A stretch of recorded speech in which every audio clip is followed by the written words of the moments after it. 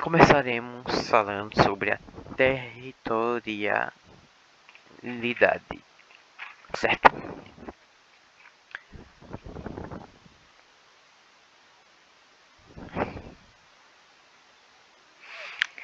Nos crimes no exterior, o usado é a extraterritorialidade, certo?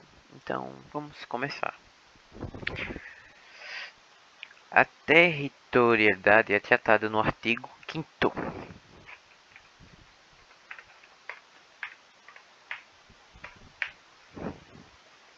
Vamos lá. Aplica-se a lei brasileira sem prejuízo de convenções, tratados e regras de direito internacional. Então, a lei brasileira é aplicada sem prejuízo de convenção, de tratado, de regra de direito internacional ao crime cometido no território nacional. Certo. O território também brasileiro, ele pode ser por extensão ou assimilação, ou seja, embarcação ou aeronave brasileira pública em qualquer lugar é considerado um território. Embarcação ou aeronave brasileira privada a serviço do Estado brasileiro em qualquer lugar do mundo. Embarcação ou aeronave brasileira mercante ou privada desde que não esteja em território de ninguém. Então, todas essas possibilidades são consideradas extensão do território brasileiro, nacional próprio. Certo? Agora irei falar mais sobre a extraterritorialidade. Então, a territorialidade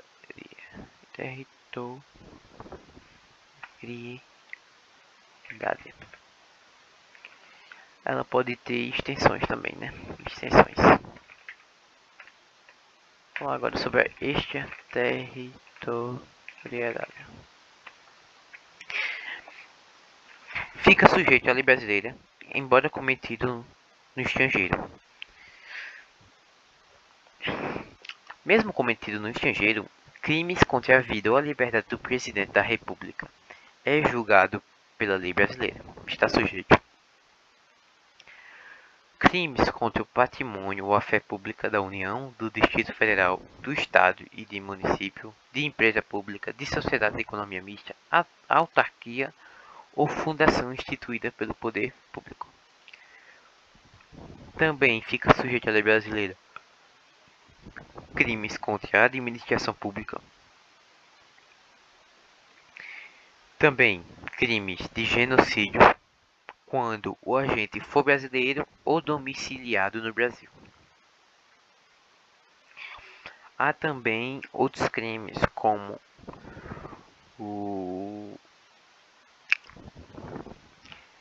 quando for crime que, por tratado ou convenção, o Brasil se obrigou a reprimir, crimes praticados por brasileiros, praticados em aeronave ou embarcações brasileiras, mercantes ou privadas, em território estrangeiro, quando ninguém vem julgar.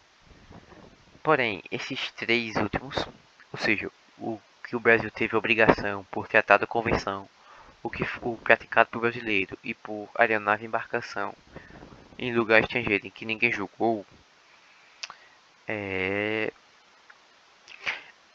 para que o Brasil julgue depende de algumas condições. O agente tem que entrar no território nacional. O fato tem que ser punível também no país em que foi praticado. Está o crime incluído entre aqueles pelos quais a lei brasileira autoriza a extradição. Não ter sido agente absolvido no estrangeiro ou aí não ter cumprido a pena. Não ter sido agente perdoado no estrangeiro. Ou por outro motivo não está extinta a punibilidade segundo a lei mais favorável.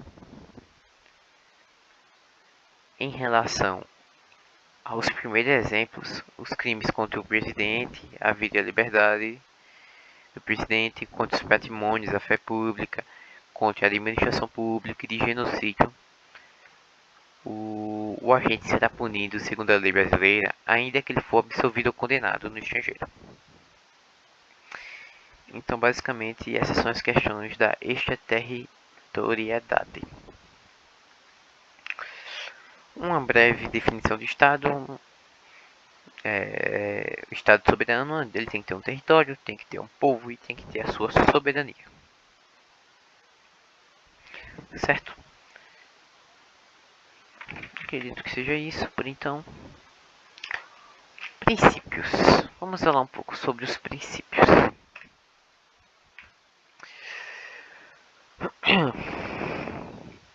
Princípio da territorialidade. Princípio da territorialidade.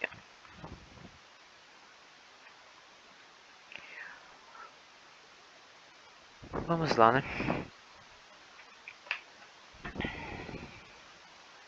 A lei penal de um país será aplicada aos crimes cometidos dentro do seu território. Esse é o princípio da territorialidade. O princípio da nacionalidade.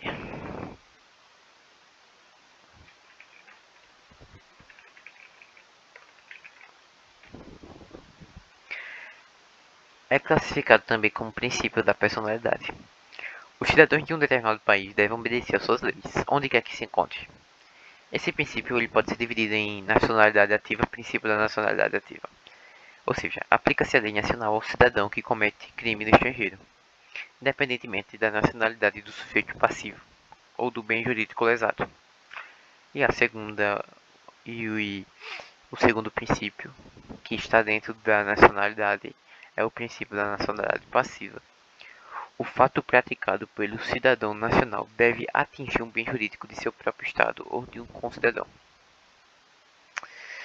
Entendido esse princípio, agora vamos para o princípio da defesa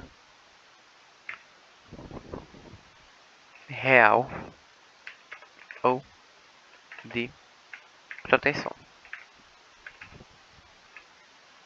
Aí.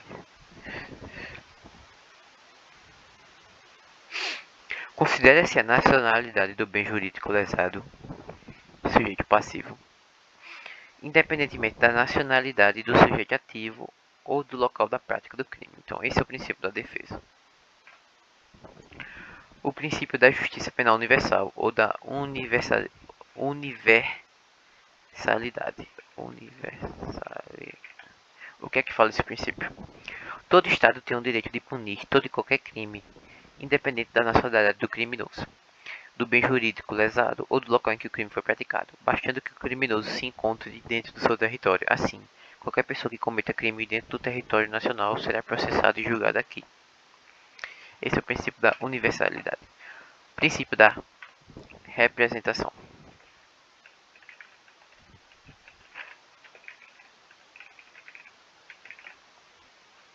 A lei penal brasileira também será aplicada aos delitos cometidos em aeronaves, embarcações privadas brasileiras, mesmo estando no estrangeiro, caso não venham a ser julgadas. O Código Penal brasileiro adota o princípio da territorialidade como regra e os outros como exceção. Certo? Então agora vamos ver melhor a pena cumprida no estrangeiro. Como funciona essa questão?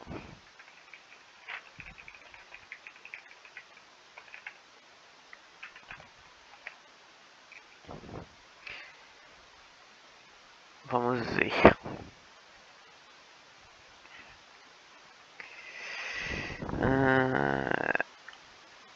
A pena cumprida no estrangeiro atenua a pena imposta no Brasil pelo mesmo crime. Então, o mesmo crime ele atenua quando diversas. Então, quando a pena é diversa pelo mesmo crime, ou seja, cometer um crime A pena no estrangeiro e no Brasil são diversas, então ela é atenuada. Porém, quando a pena é idêntica pelo crime, tanto no Brasil como no estrangeiro, a pena é a mesma, aí será computada. Então, se as penas são idênticas, da mesma natureza, vai ser computado. Se as penas são diversas, de naturezas diferentes, a pena vai ser atenuada. Certo? Agora irei falar sobre... Antes de eu mudar de assunto, vou escrever aqui, né? Penas idênticas computadas, penas diferentes atenuadas, né? Acho que dá, né? Dá pra entender.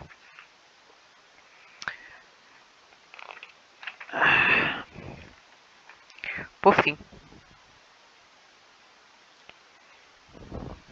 eficácia da sentença estrangeira. Eficácia da sentença estrangeira.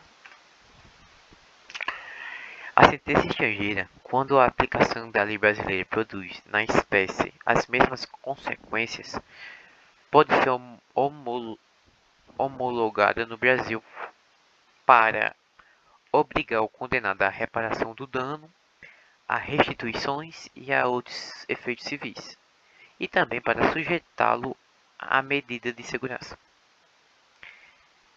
Porém, a homologação depende de pedido por parte interessada, quando ele quer obrigar o condenado a reparar o dano e restituir e outros efeitos civis. E para outros efeitos, a homologação depende da existência de tratado de extradição com o país de cuja autoridade judiciária emanou a sentença. Ou, na falta de tratado, requisição do Ministro da Justiça. Vamos lá. A regra geral é de que a sentença penal estrangeira não precisa ser homologada para produzir efeito no Brasil. Então essa é a regra. Não precisa ser homologada para produzir efeitos.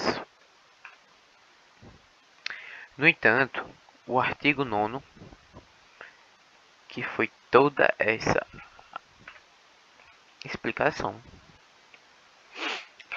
ele traz duas situações que necessitam de homologação, para que só assim seja produzido os efeitos civis. Quer dizer, para que sejam produzidos os efeitos. Então existem duas situações que necessitam de homologação para que seja produzido. E quais são essas duas situações? Para a produção de efeito civil, que precisa do pedido por parte interessada, e para a aplicação de medida de segurança, que caso exista o tratado de extradição, a requisição é pelo Procurador-Geral da República, e caso não exista o tratado de extradição, a requisição é pelo Ministro da Justiça. Então, em regra, não precisa de ser homologada para produzir efeitos, porém existem duas hipóteses que precisa ser homologada. Certo? Então é isto.